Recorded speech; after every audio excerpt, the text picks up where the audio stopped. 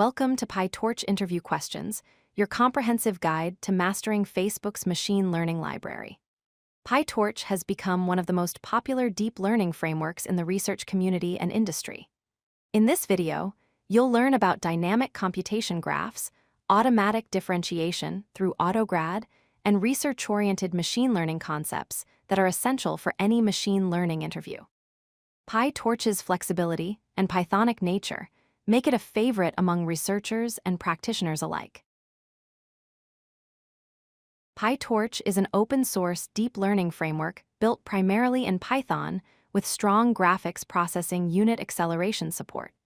It was originally developed by Facebook's Artificial Intelligence Research Lab and is now maintained by the PyTorch Foundation.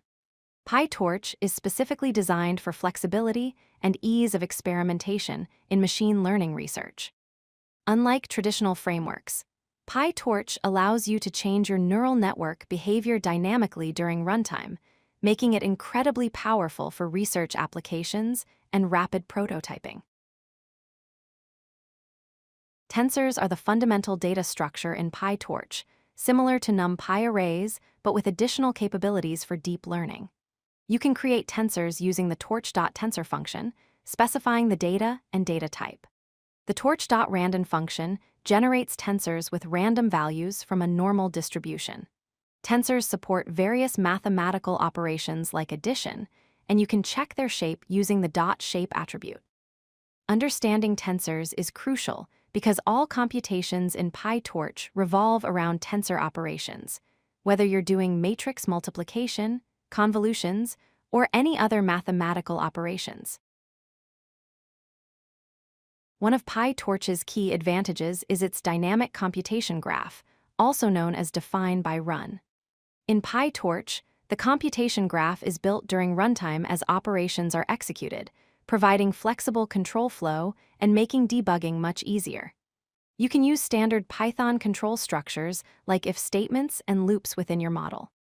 In contrast, frameworks like TensorFlow traditionally used static graphs, where the entire computation graph had to be defined before execution.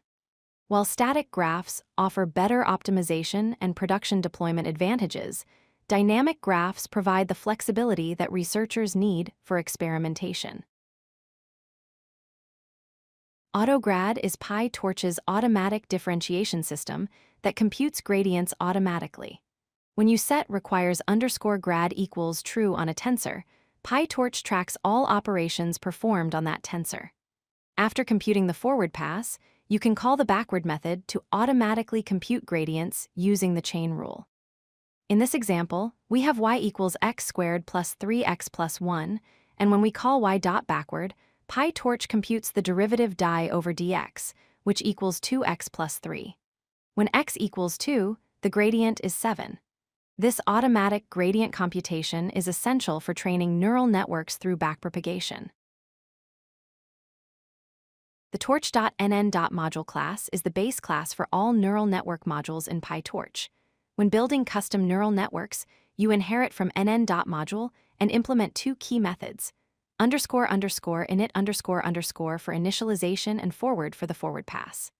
In the initialization method, you define your layers, such as linear layers, using nn.linear. The forward method defines how data flows through your network. PyTorch automatically handles the backward pass for gradient computation.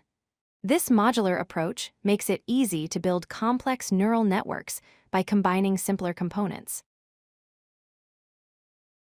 PyTorch provides two essential classes for handling data, DataSet and DataLoader.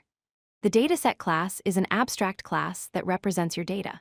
You need to implement two methods, __len ___ to return the dataset size, and __getItem to retrieve a single sample. The DataLoader class wraps your dataset and provides efficient batch processing utilities. It handles batching your data, shuffling for randomization, and even multiprocessing for faster data loading. These components work together to create an efficient data pipeline for training your machine learning models. Loss functions measure how well your model's predictions match the actual target values. PyTorch provides many built-in loss functions in the torch.nn module. Cross-entropy loss is commonly used for multi-class classification problems and combines softmax activation with negative log likelihood loss.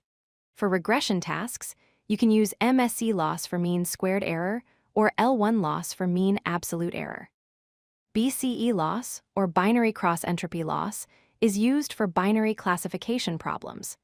Choosing the right loss function depends on your specific task and the nature of your data. Optimizers update your model's parameters based on computed gradients to minimize the loss function. PyTorch offers various optimization algorithms in the torch.optim module. Stochastic gradient descent, or SGD, is the fundamental optimizer that updates parameters using gradients and a learning rate. Atom is a popular adaptive optimizer that adjusts learning rates for each parameter individually and often converges faster than SGD. RMSprop is another adaptive optimizer that's particularly effective for recurrent neural networks. When initializing optimizers, you pass your model's parameters and specify hyperparameters like learning rate.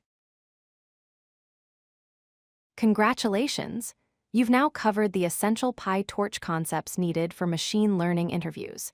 You understand dynamic computation graphs and how they provide flexibility for research and experimentation. You've learned about the Autograd System and how automatic differentiation works behind the scenes. You're familiar with neural network modules, data handling through Dataset and DataLoader classes, loss functions for different types of problems, and optimizers for training your models.